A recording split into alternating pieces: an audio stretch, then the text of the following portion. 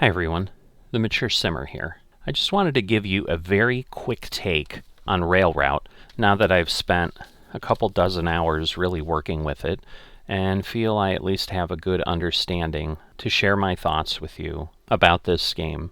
So Railroute's an early access title that's been out for a little over a year. There are 3 gameplay modes. The first is Rush Hour, which comprises of 10 levels of increasing difficulty on a given map. Stations are opened up as you go, and you're given a set number of features, meaning so many track segments and so many signals per level as it increases, so you have to plan out what you're doing. The unique feature of Rush Hour is you can't pause the game and stop to think about it like you can in the other methods without having an impact. The time continues to tick, and your score will be determined by if you finished within a given amount of time. The other thing that's unique is it varies with each playthrough. So I've played the same map sometimes, and the first route's not always the first route. It may not even be the first 2 stations that are opened. So that does give you various levels of replayability, but it is much more of an arcade style version, as less truly planning out a rail network and more playing against the clock. The next type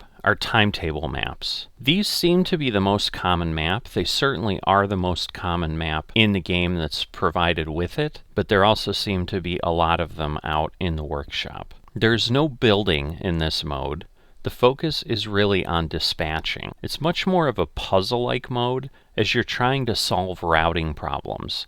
So I've noticed, for example, the only thing that makes a map moderate versus easy in some cases is that you have to take a strange route with a train based on the timetable that might make you have it take a loop to keep a set of track open. But otherwise, it's a relatively straightforward path. The issue I have with Timetable is a lot of times in those situations, you don't realize that until you've played it through and gotten burned by something. And then you play it through again, and it's like, oh, I've understood that gotcha that was there, and now you can play through and get 100% on the timetable. The final way to play Railroute is what's called endless maps, which basically allow you to do whatever you want. You should think of it as a sandbox mode, and it's really designed less for scoring, even though there's a report to understand how you did in the last hour. The focus is more on working the controls and growing the rail network, ultimately adding automation in and just trying to get something that's somewhat self-sustaining and operates without a lot of input.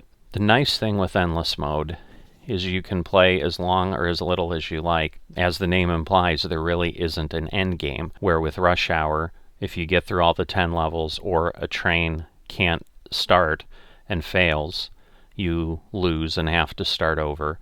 And similarly with timetable maps, if you can't take care of things within the given time, or if you misroute a train, the level will end as well, or the map will end. So in general, if you have any interest in routing or dispatching, this is a good implementation. It's a good game. I've certainly enjoyed it. I played those couple dozen hours in just a few days. It's really engrossing, and you kind of lose track of time when you're in there, especially if you're trying to replay a timetable or a Rush Hour game, or just figuring out what you're doing with your endless map. So I'd certainly say for the cost that the game is at this point, which is $20, it's certainly worth a shot if it's within your budget. It's definitely been a very enjoyable game for me. I'll see you next time.